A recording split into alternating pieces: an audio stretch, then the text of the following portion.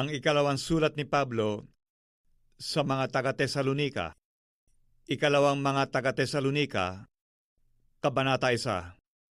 Si Pablo at si Silvano at si Timoteo sa iglesia ng mga taga-Tesalonika na nasa Diyos na ating Ama at sa Panginoong Hesukristo. Sumainyo nawa ang biyaya at kapayapaan mula sa Diyos Ama at sa Panginoong Hesukristo. Kami ay nararapat, mga kapatid, na magpasalamat na lagi sa Diyos dahil sa inyo, gaya ng marapat. Dahil sa ang inyong pananampalataya ay lumalaking lubha at ang pag-ibig ng bawat isa sa iba't iba sa inyong lahat ay sumasagana. Ano pat kami sa aming sarili ay nangagkakapuri sa inyo sa mga iglesia ng Diyos dahil sa inyong pagtitiis at pananampalataya sa lahat ng mga pag-uusig sa inyo at sa mga kapighatiang inyong tinitiis na isang tandang hayag ng matuwid na paghukom ng Diyos upang kayo'y ariing karapat-dapat sa kaharian ng Diyos, na dahil dito'y nangagbabata rin naman kayo kung isang bagay na matuwid sa Diyos, nagantihin ng kapighatian ang mga pumipighati sa inyo. At kayong mga pinighati ay bigyang kasama namin ng kapahingahan sa pagpapakahayag ng Panginoong Hesus mula sa langit, na kasama ang mga anghel ng kanyang kapangyarihan na nasa nagniningas na apoy, na maghihiganti sa hindi nagsisikilala sa Diyos at sa kanila na hindi nagsisitalima sa Ebanghelyo ng ating Panginoong Hesus, na siyang tatanggap ng kaparusahan na walang hanggang kapahamakang mula sa harapan ng Panginoon at mula sa kaluwalhatian ng kanyang kapangyarihan, pagkaparirito siya upang luwalhatiin sa kanyang mga banal, at upang siya'y maging kahanga-hanga sa lahat ng mga nagsisampalataya sa araw na yaon. Sapagat ang aming patutuo sa inyo ay pinaniwalaan.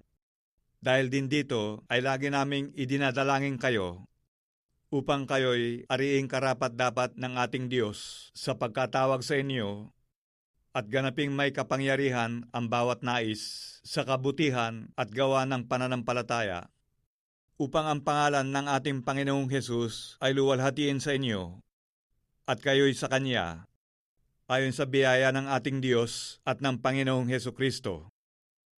Ikalawang mga taga-Tesalonika, Kabanata 2.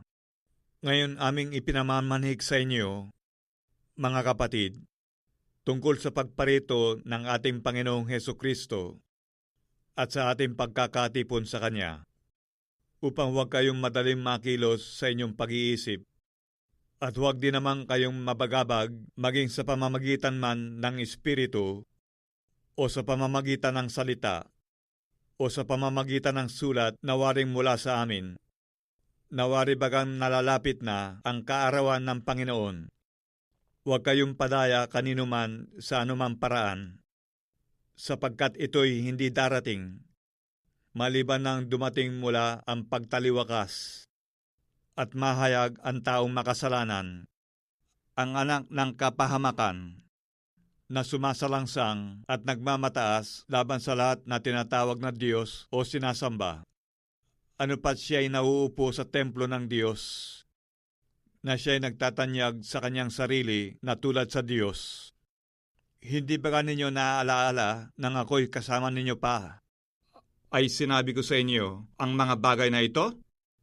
At ngayon nalalaman ninyo ang nakapipigil upang siya'y mahayag sa kanyang talagang kapanahunan, sapagat ang hiwaga ng kasamaan ay gumagawa na, lamang ay may pumipigil ngayon hanggang sa alisin ito, at kung magkagayoy mahahayag ang tampalasan na papatayin ng Panginoong Hesus ng hininga ng kanyang bibig, at sa pamamagitan ng pagkahayag ng kanyang pagparito ay lilipulin siya, na ang kanyang pagparito ay ayon sa paggawa ni Satanas na may buong kapangyarihan at mga tanda at mga kahangahangang kasinungalingan, at may buong daya ng kalikuan sa nangapapahamak, sapagat hindi nila tinanggap ang pag-ibig sa katotohanan upang sila'y mga ligtas. At dahil dito'y ipinadadala sa kanila ng Diyos ang paggawa ng kamalian, upang magsipaniwala sila sa kasinungalingan, upang manghatulan silang lahat na hindi nagsisampalataya sa katotohanan, kundi nangalugod sa kalikuan. Ngunit kami ay nararapat magpasalamat sa Diyos dahil sa inyo, mga kapatid na minamahal ng Panginoon, sa pagkakahirang sa inyo ng Diyos, buhat ng pasimula sa ikaliligtas, sa pagpapabanal ng Espiritu at pananampalataya sa katotohanan. Sa kalagayang ito'y tinawag niya kayo sa pamamagitan ng aming ebanghelyo, upang magkamit ng kaluwalhatian ng ating Panginoong Hesukristo. Kaya nga, mga kapatid, kayo'y magpakatibay at inyong panghawakan ang mga aral na sa inyo'y itinuro, maging sa pamamagitan ng salita o ng aming sulat. Ngayon ang ating Panginoong Hesukristo rin at ang Diyos na ating Ama na sa amin ay umibig at sa amin ay nagbigay ng walang hanggang kaaliwan at mabuting pag-asa sa pamamagitan ng biyaya. Aliwin nawa ang inyong puso at patibayin kayo sa bawat mabuting gawa at salita. Ikalawang mga taga-Tesalonika, Kabanata 3.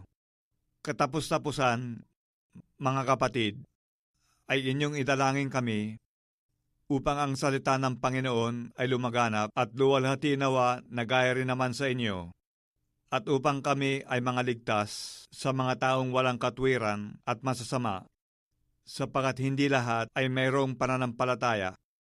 Ngunit tapat ang Panginoon na magpapatibay sa inyo at sa inyo'y mag-iingat sa masama, at may pagkakatiwala kami sa Panginoon tungkol sa inyo, na inyong ginagawa at gagawin naman ang mga bagay na aming iniuutos. At patnubayan nawa ng Panginoon ang inyong mga puso sa pag-ibig ng Diyos at sa pagtitiis ni Kristo. Aming iniutos nga sa inyo, mga kapatid, sa pangalan ng ating Panginoong Hesukristo, na kayo'y magsihiwalay sa bawat kapatid na lumalakad na walang kaayusan at hindi ayon sa aral na tinanggap nila sa amin, sapagat kayo rin ang nakakaalam kung paano kami ay inyong dapat tularan, sapagat kami ay hindi nangag-ugali ng walang kaayusan sa inyo, ni nagsikain man kami ng walang bayad ng tinapay ng sinuman, kundi sa pagpapagal at sa pagdaramdam na gumagawa gabit araw, upang kami ay huwag maging pasanin sa kanino man sa inyo, hindi dahil sa kami ay walang karapatan, kundi upang kami ay makakapagbigay sa inyo ng isang uliran, upang kami ay inyong tularan. Sapagat noong pamang kami ay kasama ninyo, ay aming iniutos sa inyo, kung ang sinuman ay ayaw gumawa, ay huwag din namang kumain. Sapagat aming nababalitaan ang ilan sa inyo na nagsisilakad ng walang kaayusan, na hindi man lamang nagsisigawa, kundi mga mapakialam sa mga bagay ng iba. Sa mga gayon nga ay aming iniuutos at ipinamamanhik sa Panginoong Hesukristo, na sila'y magsigawang may katahimikan at magsikain ng kanilang sariling tinapay. Ngunit kayo, mga kapatid, huwag kayong mga pagod sa paggawa ng mabuti, at kung ang sino may hindi tumalima sa aming salita sa pamamagitan ng sulat na ito, inyong tandaan ang taong yaon, upang huwag kayong makisama sa kanya, nang siya'y mahiya. At gayon may, huwag ninyong ariin siyang kaaway, kundi inyo siyang paalalahanan tulad sa kapatid. Ngayon, ang Panginoon din ng kapayapaan ay magbigay nawa sa inyo ng kapayapaan sa buong panahon at sa lahat ng paraan. Ang Panginoon ay sumainyo nawang lahat. Ang bati na sinulat ng aking sariling kamay, akong si Pablo, na siyang tanda sa bawat sulat, gayon sumusulat ako. Ang biyaya ng ating Panginoong Hesukristo ay sumainyo nawang lahat.